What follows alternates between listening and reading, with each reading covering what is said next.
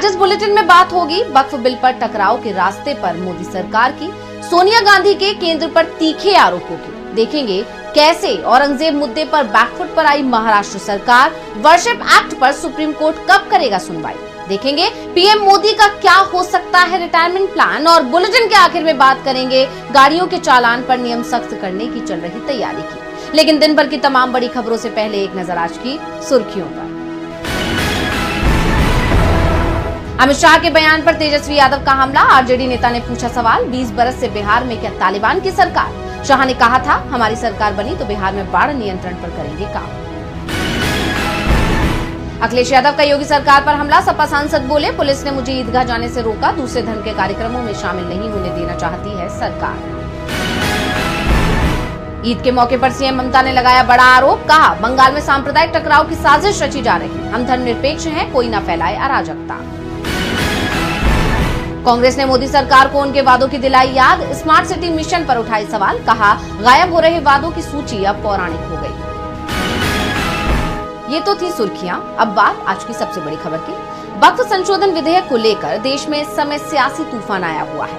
एक तरफ विपक्ष और मुस्लिम समाज वक्फ बिल का जबरदस्त विरोध कर रहा है, तो वहीं मोदी सरकार बिल लाने पर अड़ी हुई है। इसे लेकर एनडीए में भी बवाल मचा हुआ है। तो इस बिल को लेकर बड़ी खबर सामने आ रही है, देखिए रिपोर्ट। वक्फ संशोधन बिल को लेकर देश में विरोध बढ़ता जा रहा है। ईद के दिन देश की तमाम मस्जिद और ईदगाह में नमाज अता करते समय लोगों ने काली पट्टी बांधी। इंडिया गठबंधन ने साफ कर दिया है कि संसद में बिल का विरोध किया जाएगा, लेकिन मोदी सरकार इस बिल को संसद में लाने की तैयारी कर चुकी है।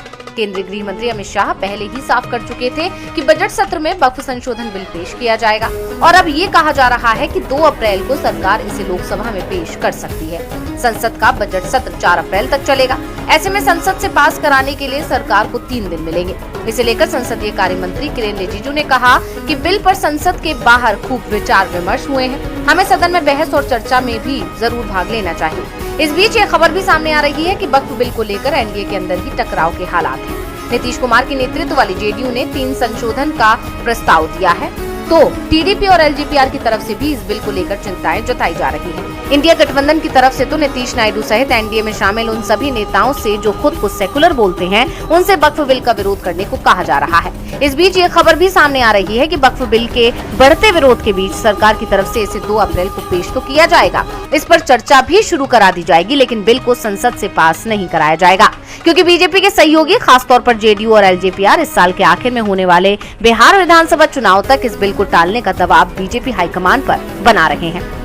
वक्फ बिल पर विरोध के बीच मोदी सरकार मनमानी करती दिख रही है, तो शिक्षा को लेकर भी सरकार की मनमानी दिखाई दे रही है।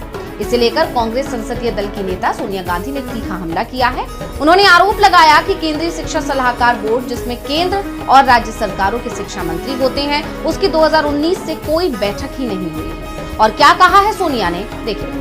मोदी सरकार की नीतियों पर विपक्ष लगातार सवाल उठा रहा है, चाहे वो विदेश से जुड़ा मामला हो या देश में अलग अलग व्यवस्थाओं से जुड़े फैसले। इसी कड़ी में अब कांग्रेस संसदीय दल की चेयरपर्सन सोनिया गांधी ने देश की शिक्षा व्यवस्था को लेकर मोदी सरकार की नीतियों पर गंभीर सवाल खड़े कर दिए हैं। मोदी सरकार ने बीते सालों में शिक्षा के क्षेत्र में कई अहम बदलाव किए हैं, लेकिन कई बदलावों का विरोध भी हुआ। इसे लेकर सोनिया गांधी ने कहा कि बीते 1 दशक में सरकार ने केवल अपने एजेंडे को लागू करने की कोशिश की। शिक्षा संस्थानों का निजीकरण, सांप्रदायिकरण किया गया। उन्होंने कहा कि निजीकरण को बढ़ावा देने के कारण 2014 के बाद से 89,441 सरकारी स्कूल बंद हुए और करीब 43,000 यानी 42,944 निजी स्कूल खुले। महात्मा गांधी की जान लेने और मुगल काल को इतिहास के पाठ्यक्रम से हटा दिया गया है। नाक और एनटीए जैसी संस्थाएं भ्रष्टाचार के चपेट में हैं। शिक्षण संस्थानों में नियुक्ति प्रक्रिया में योग्यता से समझौता कर विचारधारा को प्राथमिकता दी जा रही है। सोनिया गांधी ने इस बात पर जोर दिया कि साल 2019 से शिक्षा पर केंद्रीय सलाहकार बोर्ड की बैठक नहीं बुलाई गई। उन्होंने कहा कि सरकार ने राष्ट्रीय शिक्षा नीति से जुड़े बड़े बदलावों को लेकर राज्यों से एक बार भी बात करना जरूरी नहीं समझा, जबकि शिक्षा संविधान की समवर्ती सूची का हिस्सा है, यानी शिक्षा राज्य और केंद्र दोनों के अधिकार क्षेत्र में आता है। पीएम श्री योजना के लिए राज्य सरकारों पर दबाव बनाया जाना और फंड रोकना शर्मनाक बात है। दरअसल अंग्रेजी अखबार द हिंदू में सोनिया गांधी का एक नवीनतम लेख छपा है, जिसमें उन्होंने भारत की मौजूदा शिक्षा व्यवस्था पर गंभीर चिंता जाहिर की है। उन्होंने अपने इस लेख में कहा कि मोदी सरकार में शिक्षा के क्षेत्र में केंद्रीकरण, व्यवसायीकरण और सांप्रदायिकता के लिए इस एक तरफा कोशिश का नतीजा सीधे हमारे छात्रों पर पड़ा है। भारत की शिक्षा व्यवस्था को इस तरह खत्म करना बंद होना चाहिए। शिक्षा विभाग पर आरएसएस की मानसिकता वालों का कब्जा हो गया है। हर चीज पर बीजेपी और संघ नियंत्रण दिख रहा है। इसके गलत परिणाम सामने आते दिख रहे हैं, तो बीजेपी को यह भी समझ में आ गया है कि हर चीज का विरोध करके वो गलत दिशा में बढ़ रही है और इसलिए अब औरंगजेब विवाद पर महाराष्ट्र सरकार यू टर्न लेती दिखाई दे रही है। देवेंद्र फडणवीस ने इसे लेकर बड़ा बयान दिया है। महाराष्ट्र के नागपुर शहर में औरंगजेब की जिस कब्र को लेकर बवाल मचा था, उसको लेकर राज्य के सीएम देवेंद्र फडणवीस ने एक बड़ा बयान दिया है। फडणवीस ने औरंगजेब विवाद के बीच साफ किया है कि मुगल शासक की कब्र से कोई छेड़छाड़ नहीं होने दी जाएगी। फडणवीस ने कहा कि कानून के दायरे से बाहर के ढांचों को हटा दिया जाना चाहिए। उन्होंने आगे कहा कि लोग मुगल बादशाह औरंगजेब को पसंद करें या ना करें, लेकिन उसका मकबरा एक संरक्षित स्मारक है, लेकिन किसी को उसका महिमा मंडन करने की अनुमति नहीं दी जाएगी। कानून के दायरे से बाहर के ढांचों को हटा दिया जाना चाहिए। फडणवीस के इस बयान के कई सियासी मायने निकाले जा रहे हैं। ऐसे में सवाल ये उठता है कि जब फडणवीस और उनकी सरकार ये मानती है तो उसको लेकर दंगे जैसी स्थिति क्यों पैदा हुई? आखिर ये किसने भड़काया?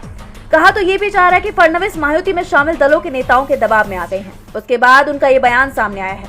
हाल ही में इस मामले में डिप्टी सीएम अजित पवार ने कहा था कि अब ये 2025 है, इतने पुराने मुद्दे क्यों उठाए जा रहे हैं? क्या अब औरंगजेब के मकबरे का मुद्दा उठाने की जरूरत है? वहीं आरएसएस प्रमुख मोहन भागवत ने कहा था कि हिंदुओं को हर मस्जिद में शिवलिंग खोजने की कोशिश बंद करनी चाहिए। इन बयानों को फडणवीस के इस फैसले से जोड़कर देखा जा रहा है। एक महीने से ज्यादा समय से औरंगजेब की कब्र को लेकर बवाल मचा था और अब फडणवीस को ध्यान आ रहा है कि ये संरक्षित स्मारक है। फडणवीस अब विवाद को शांत करने की कोशिश कर रहे हैं, लेकिन देश भर में तमाम मस्जिदों को लेकर शुरू हुए विवाद कब शांत होंगे, इसे लेकर सुप्रीम कोर्ट पर अब सभी की नजरें टिकी हुई हैं। 1 अप्रैल को सुप्रीम कोर्ट वर्शिप एक्ट को लेकर सुनवाई करेगा। क्या है मामला, देखिए report. Places of worship act एक बार फिर सुर्खियों में है। इस बार सवाल मोदी सरकार पर उठे हैं। सुप्रीम कोर्ट में इस एक्ट से जुड़ी एक और याचिका दाखिल की गई है, जिस पर 1 अप्रैल को कोर्ट में सुनवाई होगी। याचिका में उपासना स्थल विशेष उपबंध अधिनियम 1991 के एक प्रावधान की वैधता को चुनौती दी गई है। कोर्ट से अपील की गई है कि अदालतों को किसी भी पूजा स्थल के मूल धार्मिक स्वरूप का पता लगाने की इजाजत दी जाए। दरअसल इस एक्ट की धारा 4(2) किसी भी पूजा स्थल के धार्मिक स्वरूप को बदलने की कार्यवाही और इस पर नए सिरे से मामला दायर करने पर रोक लगाती है। इसे लेकर याचिका में कहा गया कि केंद्र सरकार ने अपनी विधायी शक्ति से परे जाकर न्यायिक उपचार पर रोक लगा दी है।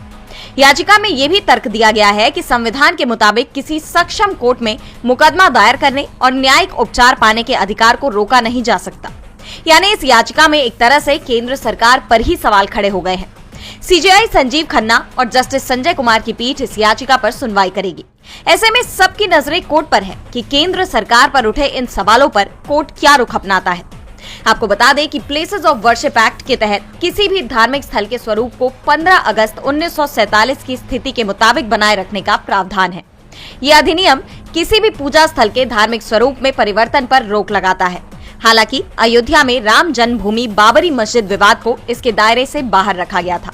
वर्शिप एक्ट के पक्ष में अगर कोर्ट का फैसला आता है तो देश में मस्जिदों को लेकर चल रहे विवाद समाप्त हो जाएंगे, नहीं तो हर जिले में विवाद खड़ा हो सकता है।